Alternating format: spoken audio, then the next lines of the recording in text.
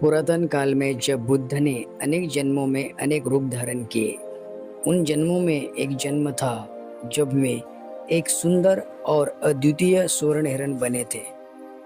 उनके इस अवतार में उन्होंने अपने मित्रों और शत्रुओं के प्रति करुणा और दया दिखाते हुए अपने जीवन का बलिदान दिया।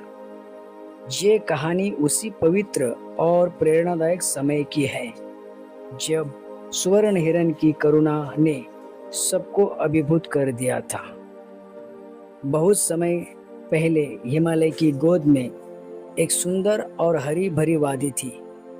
उस वादी में विभिन्न जीव जंतु शांतिपूर्ण ढंग से रहते थे। उसी वादी में एक दिन एक अद्वितीय स्वर्ण हिरण का जन्म हुआ। इस हिरण का शरीर स्वर्ण जैसे चमकता था और उसकी आंखें गहरे सागर जैसी नीली थी। उसकी सुंदरता और विनम्रता की चर्चा चारों ओर फैल गई और उसे स्वर्ण मृग, स्वर्ण हिरण कहा जाने लगा। स्वर्ण मृग बहुत ही दयालु और करुणाशील था। वह हमेशा दूसरों की सहायता करने में विश्वास रखता था। उसके मित्रों में एक खरगोश और एक कौवा था, जिनके साथ वह अपना अधिकांश समय बिताता था। वे तीनों बहुत अच्छे मित्र थे और हमेशा एक दूसरे की सहायता करते थे। एक दिन जब सुवर्णमृग और उसके मित्र वन में घूम रहे थे, उन्होंने देखा कि एक शिकारी जाल बिछाकर हिरणों का शिकार कर रहा है। सुवर्णमृग ने अपने मित्रों से कहा, हमें इस शिकारी को रोकना होगा और अपने साथियों को बचाना होगा। खरगोश और कौवा दोनों ने सहमति में सिर हिलाया और वे तीनों मिलकर शिकारी के जाल को काटने लगे। शिकारी ने जब देखा कि उसका जाल कट चुका है तो वो बहुत क्रोधित हुआ।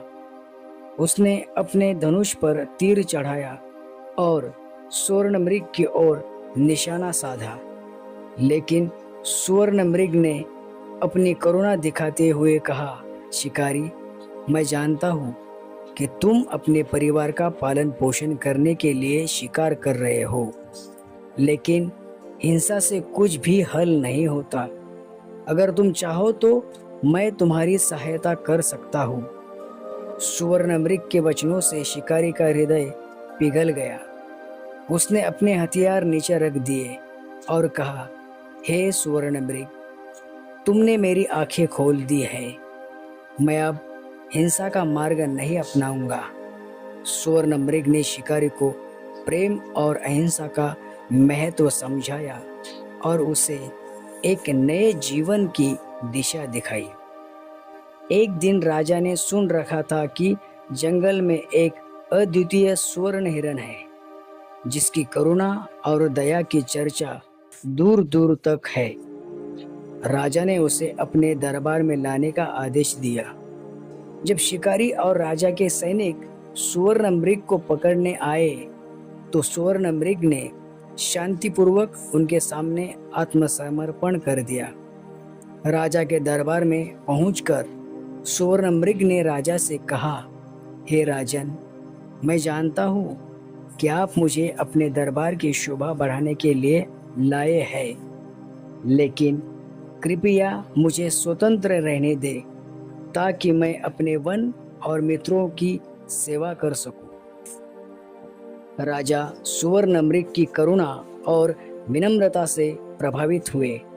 उन्होंने सुवर्णमृग को मुक्त कर दिया और वादा किया कि वे अपने राज्य में हिंसा और शिकार पर प्रतिबंध लगाएंगे। सुवर्णमृग ने राजा को धन्यवाद दिया और वापस अपने वन में लौट आया। सुवर्णमृग का जीवन करुणा, दया और अहिंसा का जीवंत उदाहरण था। उसने अपने मित्रों और शत्रुओं के प्रति समान प्रेम और सम्मान दिखाया। उसके बलिदान और शिक्षा से न केवल वन के जीव बल्कि मनुष्यों ने भी अहिंसा और करुणा का महत्व समझा। इस प्रकार सुवर्णमृग की कहानी हमें सिखाती है कि सच्ची शक्ति करुणा और दया में निहित होती है।